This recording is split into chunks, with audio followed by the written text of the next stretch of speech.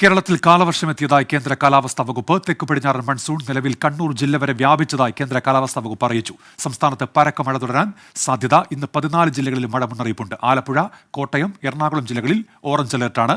കേരള, ലക്ഷദ്വീപ് തീരങ്ങളിൽ മത്സ്യബന്ധന വിലക്ക്. പ്രതീക്ഷിച്ചതിലും ഒരു ദിവസം മുന്നേ കേരളത്തിൽ കാലവർഷമെത്തി.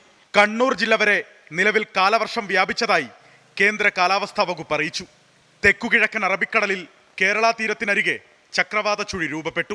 കേരള തീരത്ത് ശക്തമായ പടിഞ്ഞാറൻ കാറ്റും നിലനിൽക്കുന്നു. സംസ്ഥാനത്ത് അടുത്ത 5 ദിവസം പരക്കെ ശക്തമായ മഴയ്ക്കാണ് സാധ്യത. ഇന്ന് 14 ജില്ലകളിലും മഴ മുന്നറിയിപ്പുണ്ട്. മധ്യ കേരളത്തിൽ അതിശക്തമായ മഴയ്ക്കാണ് സാധ്യത. ആലപ്പുഴ, കോട്ടയം, എറണാകുളം ജില്ലകളിൽ ഓറഞ്ച് അലേർട്ടും 11 ജില്ലകളിൽ യെല്ലോ അലേർട്ടും പ്രഖ്യാപിച്ചു. നാളെ മുതൽ തിങ്കളാഴ്ച വരെ തിരുവനന്തപുരവും കൊല്ലവും ഒഴികെയുള്ള 12 ജില്ലകളിലും യെല്ലോ മുന്നറിയിപ്പ് നൽകി.